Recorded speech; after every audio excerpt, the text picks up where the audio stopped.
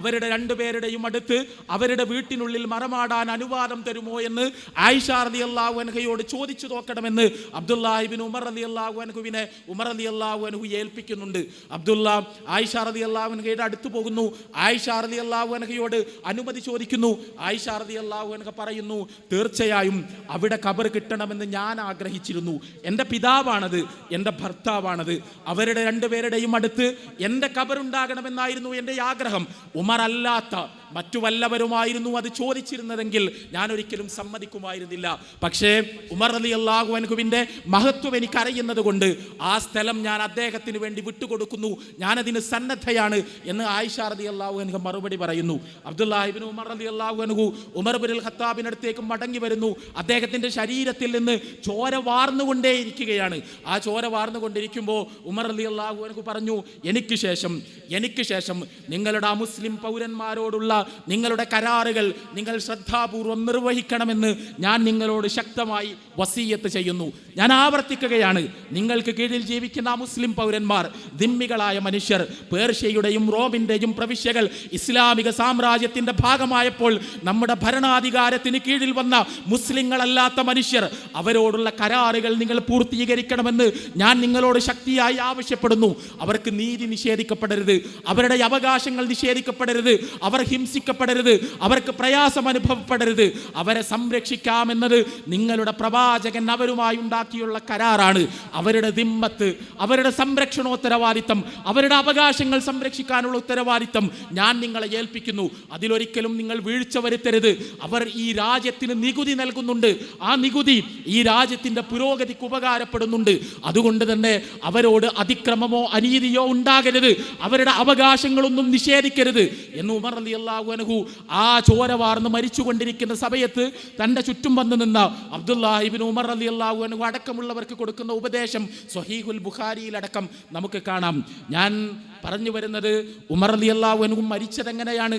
ഈ പറയുന്ന ദിമ്മികളിൽപ്പെട്ട ഒരാൾ പോയി കുത്തിക്കൊലപ്പെടുത്തിയിട്ടാണ്. പല ചരിത്ര പണ്ഡിതന്മാരും അയാളുടെ മനസ്സിൽ പേർഷ്യക്കാരൻ എന്ന നിലയിൽ ഉമർ റളിയല്ലാഹു അൻഹുവിനോടുണ്ടായിരുന്ന വിരോധമാണ് ആ കൊലപാതകത്തിന് അയാളെ പ്രേരിപ്പിച്ചത് എന്ന് പോലും അഭിപ്രായപ്പെട്ടത് കാണാം. പക്ഷേ അങ്ങനെയായിട്ട് പോലും ഒരു ദിമ്മിയുടെ കുത്തേറ്റ് പിടയുമ്പോൾ പോലും, ഒരു ദിമ്മിയുടെ കൊലക്കത്തിക്കിരയായപ്പോൾ പോലും, ഒരു ദിമ്മിയുടെ ആ ഭീകരമായ ആക്രമണത്തിനിരയായി ചോര വാർന്ന് പിടഞ്ഞു മരിച്ചു കൊണ്ടിരിക്കുമ്പോൾ പോലും നിങ്ങൾ ദിമ്മികളോട് നീതിയോടുകൂടി പെരുമാറണം, അവരുടെ അവകാശങ്ങൾ വകവെച്ചു കൊടുക്കണം, അവരെ നിങ്ങൾ ആക്രമിക്കരുത് എന്ന് ഉപദേശിച്ച ഉമർ റളിയല്ലാഹു അൻഹു. ഇതാണ് ഇസ്ലാമിലെ കാഫിർ. അവിടെ ഇസ്ലാമിക സാമ്രാജ്യത്തിൻ്റെ ഭാഗമായി പടർന്നു നിന്നിരുന്ന കാഫിറുകളുടെ വലിയൊരു സമൂഹത്തെ, ആ സമൂഹത്തിൻ്റെ അവകാശങ്ങൾക്കും നീതിക്കും വേണ്ടി മരിക്കുന്നതിന് മുമ്പ് അത് അള്ളാഹു ചോദിക്കുന്ന ഒരു വിഷയമാണ് എന്ന് പറഞ്ഞുകൊണ്ട് സ്വന്തം അനുചരന്മാരെ ഓർമ്മപ്പെടുത്തിയ ഒരു ഭരണാധികാരി. ഇവിടെ മുസ്ലിം ന്യൂനപക്ഷത്തെ ഭയത്തിൻ്റെ മുൾമുനയിൽ നിർത്തലാണ് രാഷ്ട്രീയം എന്ന് കരുതുന്നവർക്ക് 1400 വർഷങ്ങൾക്ക് ശേഷവും പാഠപുസ്തകമായി ജ്വലിച്ചു നിൽക്കുന്ന ഒരു ജീവിതമാണ് ഉമർ റളിയല്ലാഹു അൻഹുവിൻ്റേത്. പക്ഷേ ആ ഉമറിനെ കുറിച്ച്, ആ ഖുർആനിനെ കുറിച്ച്, ആ പ്രവാചകനെ കുറിച്ച് തെറ്റിദ്ധാരണകൾ പടർന്നുകൊണ്ടേയിരിക്കുന്നു എന്നതാണ് നമ്മുടെ ദൗർഭാഗ്യം. ഞാൻ സുദീർഘമായി സംസാരിക്കുന്നില്ല. ഈ തെറ്റിദ്ധാരണകളെല്ലാം പടർന്നുകൊണ്ടിരിക്കുന്ന നമ്മുടെ സമൂഹത്തിലേക്ക് ഖുർആനിൻ്റെ വെളിച്ചവുമായി കടന്നു ചെല്ലുക എന്ന ഉത്തരവാദിത്തമാണ് നമുക്കുള്ളത്. മനുഷ്യരുടെ മനസ്സിലുള്ള ഈ ഭീതിയുടെ, തെറ്റിദ്ധാരണയുടെ, സംശയത്തിൻ്റെ, വെറുപ്പിൻ്റെ എല്ലാം വിത്തുകളെ ഇല്ലാതാക്കി കളഞ്ഞുകൊണ്ട് അവരുടെ മനസ്സിലേക്ക് ഖുർആനിൻ്റെ വെളിച്ചം വിട്ടു കൊടുക്കണം. ഖുർആൻ മനുഷ്യരെ നന്നാക്കും. ഖുർആനിനല്ലാതെ മറ്റൊന്നിനും മനുഷ്യനെ നന്നാക്കാൻ കഴിയില്ല. നമ്മളത് ആവർത്തിച്ച് മനസ്സിൽ ഉറപ്പിക്കുക. ഖുർആൻ ലോകത്തിലുള്ള മുഴുവൻ മനുഷ്യരെയും നന്നാക്കാൻ കഴിയുന്ന ഉജ്ജ്വലമായ വേദഗ്രന്ഥമാണ്. ഖുർആനിലെ 92-ാമത്തെ അധ്യായമാണ് സൂറത്തുൽ ലൈൽ. ആ സൂറത്തുൽ ലൈലിൽ അള്ളാഹു നമ്മളോട് പറയുന്ന കാര്യം കൂടി പറഞ്ഞുകൊണ്ട് ഞാൻ അവസാനിപ്പിക്കുകയാണ്.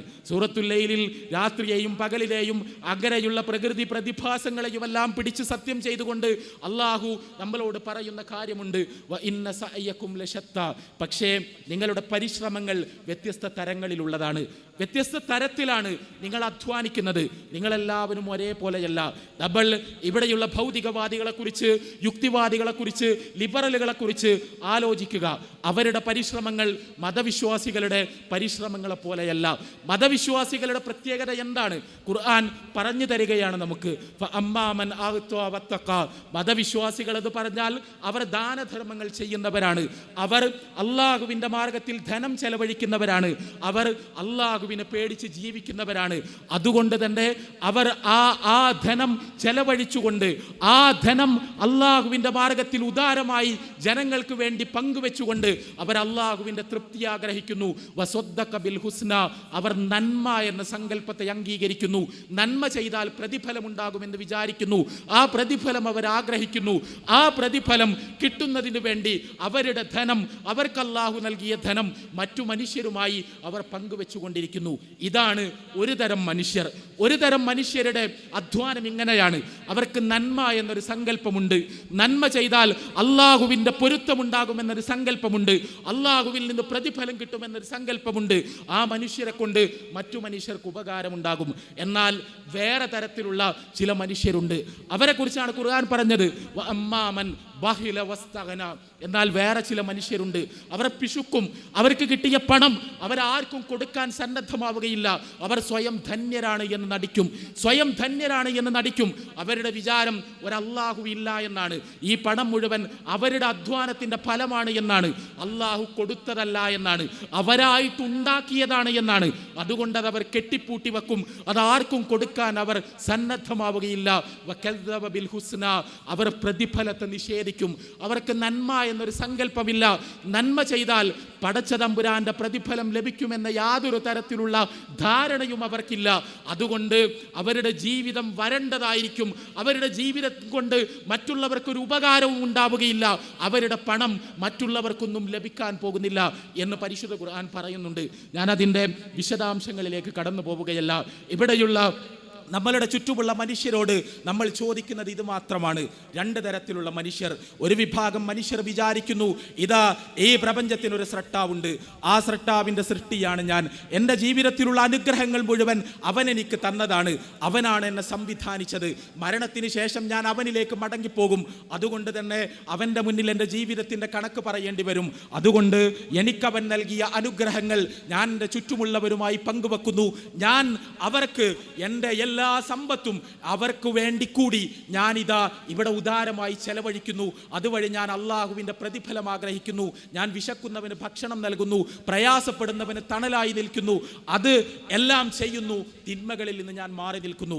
അതേസമയം വേറൊരു മനുഷ്യൻ പറയുന്നു, ഒരു പടച്ചോനുമില്ല, ഒരു പരലോകമില്ല, ഞാൻ എന്ന് പറഞ്ഞാൽ ഞാൻ തന്നെയാണ്, എൻ്റെ കാര്യം ഞാൻ തീരുമാനിക്കും, എൻ്റെ പൈസ എന്ന് പറഞ്ഞാൽ എൻ്റെ പൈസയാണ്, ഇവിടെ ആരെങ്കിലും പട്ടിണി കിടന്നു എന്നതുകൊണ്ട് അതെൻ്റെ വിഷയമല്ല, ആർക്കും ഒരു ചില്ലിക്കാശും ഞാൻ കൊടുക്കാൻ പോകുന്നില്ല. അങ്ങനെ ധർമ്മം എന്ന് പറഞ്ഞൊരു പരിപാടിയില്ല, നന്മ എന്ന് പറഞ്ഞൊരു പരിപാടിയില്ല, അത് ചെയ്തത് കൊണ്ട് പടച്ചോന്റെ പൊരുത്തം കിട്ടാൻ പോകുന്നില്ല, പരലോകം എന്ന് പറഞ്ഞൊരു സംഭവമില്ല. ഇങ്ങനെയുള്ള മനുഷ്യരെ സൃഷ്ടിക്കുകയാണ് യുക്തിവാദം ചെയ്യുന്നത്, ഭൗതികവാദം ചെയ്യുന്നത്, ലിബറലിസം ചെയ്യുന്നത്. എന്നാൽ അങ്ങനെയല്ലാതെ എൻ്റെ ജീവിതത്തിന് എൻ്റെ സ്രഷ്ടാവിനോട് ഞാൻ കണക്ക് പറയേണ്ടി വരുമെന്ന വിനയത്തിലേക്കും ഭക്തിയിലേക്കും മനുഷ്യരെ പരിവർത്തിപ്പിക്കുകയാണ് മതം ചെയ്യുന്നത്. ആരാണ് മനുഷ്യരെ നന്നാക്കുന്നത് എന്ന്, ആരാണ് മനുഷ്യ സമൂഹത്തെ മുന്നോട്ട് കൊണ്ടുപോകുന്നത് എന്ന്, ആരാണ് നല്ലൊരു നാടിനെ സംഭാവന ചെയ്യുന്നത് എന്ന്, ആരാണ് നല്ലൊരു സമൂഹത്തെ സൃഷ്ടിക്കുന്നത് എന്ന് ആർക്കും നിഷ്പക്ഷമായി ആലോചിക്കാവുന്നതേയുള്ളൂ. ഞാൻ അവസാനിപ്പിക്കുന്നു. മതം ഉപേക്ഷിക്കുക, മനുഷ്യരാവുക എന്ന മുദ്രാവാക്യം മുമ്പ് ചുമരുകളിലാണ് എഴുതി വെച്ചിരുന്നതെങ്കിൽ ഇന്നത് സോഷ്യൽ മീഡിയയിലാണ് എഴുതി വെക്കപ്പെടുന്നത്. അത് നമ്മുടെ കുട്ടികളുടെ തലച്ചോറിലേക്ക് അടിച്ചു കയറ്റാനുള്ള പരിശ്രമങ്ങളാണ് നടന്നുകൊണ്ടിരിക്കുന്നത്. പരിശുദ്ധ ഖുർആനിൻ്റെ വചനങ്ങളെല്ലാം നമ്മുടെ ഓർമ്മയിൽ ഉണ്ടാകണം. ഈ സൂറത്തുൽ ലൈലിലെ വചനങ്ങൾ പ്രത്യേകിച്ചും. മതം ഉപേക്ഷിക്കുക വഴി ആരും മനുഷ്യരാകുന്നില്ല, മറിച്ച് അവരുടെ മനുഷ്യത്വം ചോർന്നു പോവുകയാണ് ചെയ്യുന്നത്. എന്നാൽ മതം ഒരാളുടെ മനസ്സിനുള്ളിൽ കയറുമ്പോൾ അയാളുടെ മനുഷ്യത്വം പ്രകാശിക്കുകയാണ് ചെയ്യുന്നത്. അയാളിൽ ആർദ്രതയും കരുണയും നന്മയും സമാധാനവും ഉണ്ടാവുകയാണ് ചെയ്യുന്നത്. സുഹൃത്തുക്കളെ, ഈ ഖുർആനിനെ നമ്മൾ ഏറ്റെടുക്കുക, നമ്മൾ പഠിക്കുക, ജീവിതത്തിൽ പകർത്തുക. നമ്മൾ ആ ഖുർആനിൻ്റെ പ്രകാശം നമ്മളുടെ ജീവിതത്തിലേക്ക് സ്വീകരിക്കുക. അതോടൊപ്പം ഈ ഖുർആൻ എത്തിയിട്ടില്ലാത്ത മനുഷ്യർക്ക് അത് എത്തിച്ചു കൊടുക്കാനുള്ള പരിശ്രമങ്ങൾ കൂടി നമ്മളുടെ ജീവിതത്തിൽ നിലനിർത്തുക. പരിശുദ്ധ റമളാനിലൂടെ നമ്മൾ കടന്നു വന്നു. ആ റമളാനിൻ്റെ ചൈതന്യം നമ്മൾ ഉൾക്കൊണ്ടു. ഷഹ്റു റമളാൻ അല്ലദീ ഉൻസില ഫീഹിൽ ഖുർആൻ ഹുദൽ ലിന്നാസ്, മനുഷ്യർക്കുള്ള മാർഗദർശനമാണത്. ലോകത്തിലെ സകല മനുഷ്യർക്കുമുള്ള മാർഗദർശനം. മുസ്ലിങ്ങൾക്ക് മാത്രമുള്ള വേദഗ്രന്ഥമല്ല, ആ മുസ്ലിങ്ങൾക്ക് മാത്രമുള്ള വേദഗ്രന്ഥമല്ല എന്ന് പറയുമ്പോൾ ഈ നാട്ടിലെ മുഴുവൻ മനുഷ്യർക്കും അവകാശപ്പെട്ട മഹാവെളിച്ചമാണത്, പ്രകാശമാണത്. കാര്യമാണത്. പക്ഷേ അതിനെക്കുറിച്ചുള്ള തെറ്റിദ്ധാരണകളുടെ മൂടുപടങ്ങൾ ഇവിടെ പരക്കുന്നതിനെ കുറിച്ചാണ് നമ്മൾ സംസാരിക്കുന്നത്. അതുകൊണ്ട് നമ്മൾ തീരുമാനിക്കുക, ഖുർആൻ പഠിക്കാൻ, പകർത്താൻ, പ്രചരിപ്പിക്കാൻ, അതിനെക്കുറിച്ചുള്ള തെറ്റിദ്ധാരണകൾ തിരുത്താൻ. അതിനെല്ലാം ഈ പരിപാടി, ഇവിടെ നടന്ന ഇതേപോലെയുള്ള സംസാരങ്ങൾ, ഇവിടെ നടന്ന പ്രോഗ്രാമുകൾ എല്ലാം നമുക്ക് പ്രചോദനമാകട്ടെ എന്ന് പ്രാർത്ഥിച്ചുകൊണ്ട് ആശംസിച്ചുകൊണ്ട് ഞാൻ അവസാനിപ്പിക്കുന്നു. അസ്സലാമു അലൈക്കും വറഹ്മത്തുള്ളാഹി. ജീവിതത്തിൻ്റെ അർത്ഥം ഖുർആൻ വഴി കാണിക്കുന്നു. പ്രഭാഷണം നിർവഹിക്കുന്നതിന് വേണ്ടി ഉനൈസ് പാപ്പിനിശ്ശേരി അവറുകളെ ആദരപൂർവ്വം ക്ഷണിക്കുന്നു.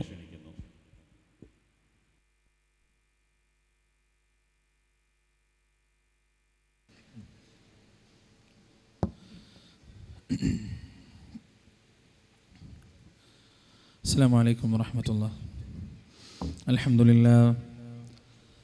لله الذي هدانا لهذا وما كنا لنهتدي لولا أن هدانا الله ونشهد أن لا إله إلا الله وحده لا شريك له ونشهد أن محمدا عبده ورسوله أرسله بالهدى ودين الحق ليظهره على الدين كله ولو كره المشركون.